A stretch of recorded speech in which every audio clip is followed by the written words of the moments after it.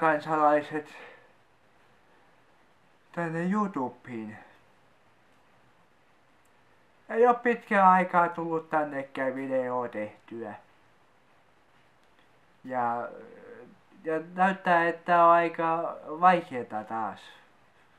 Kun ei ole tovin tehnyt mitään videoa niinku tänne YouTubeen.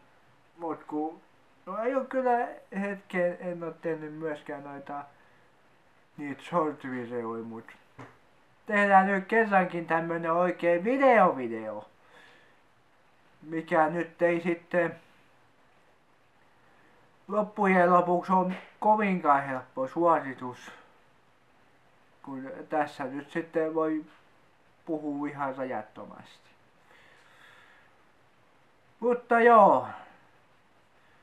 Ensinnäkin niin todettakoon, että kamera on nyt niin kuin laillisella jalustallaan, kun sellainen sattui tarjouksesta löytymään, ja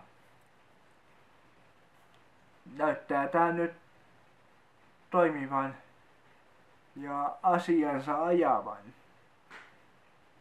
Ja siis tää on paljon parempi ratkaisu kuin joku viritys, että on kamera tuolilla ja siitä sitten yrittää säätää ja vääntää, kun ei se oikein sitten suju, kun ei ole mitään kunnollisia säätöjä, kun tässä on sitten taas tässä jalustassa kaikki maailman säädöt ja systeemit.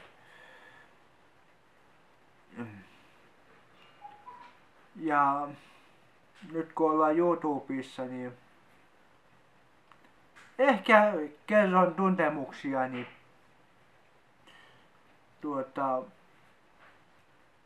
mun mielestäni YouTube-historian koskettavimmasta ja rohkeimmasta videosta. Nimittäin toi Veksi oli tehnyt sen hyvän videon, siis ei se ole oikeastaan hyvä, vaan se on vitun hyvä video. Ja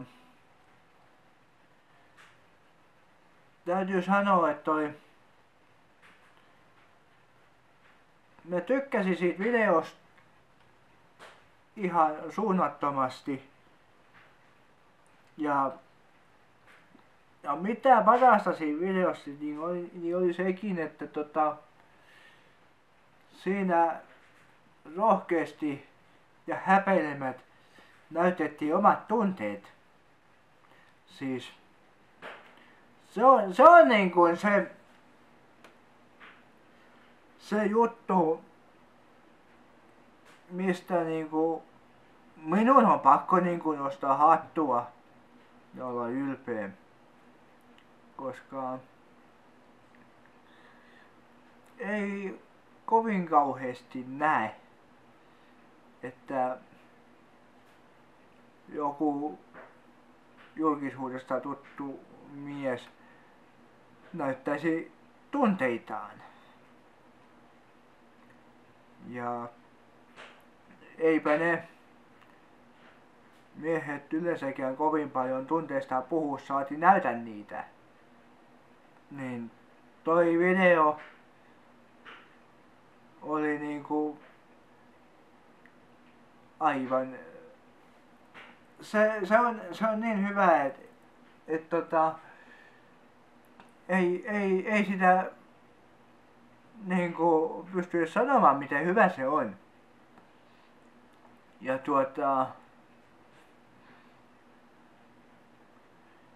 ja se on niin hyvä se video, että tästä nyt pystyy hyvin huomaamaan, että minä olen täysin sanaton. Ja uskon, että moni muukin on sanaton. Ja itse asiassa sitä videoa kun katsoo, niin siitä näkyy, että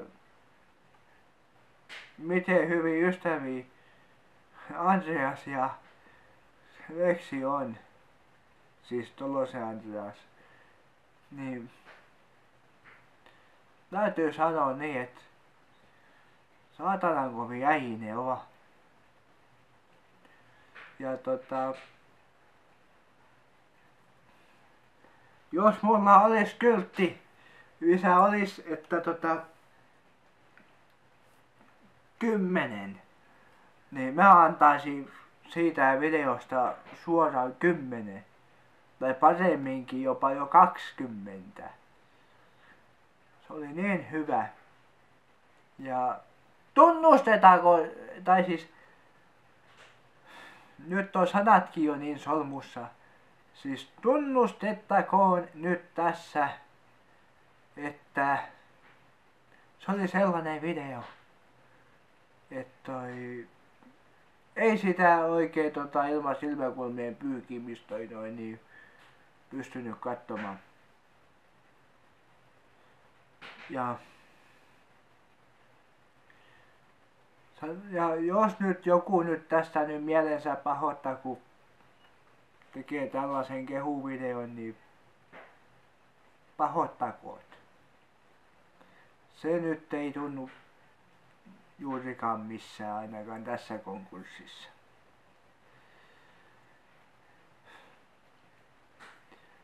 Mutta eiköhän me nyt sen sitten... voisimme muuten sanoa vielä siihen, että jolle ei ole sitä video kattonut, niin kattokaa nyt hyvä ihmisessä se video. Päätän tämän toimituksen nyt sitten tähän.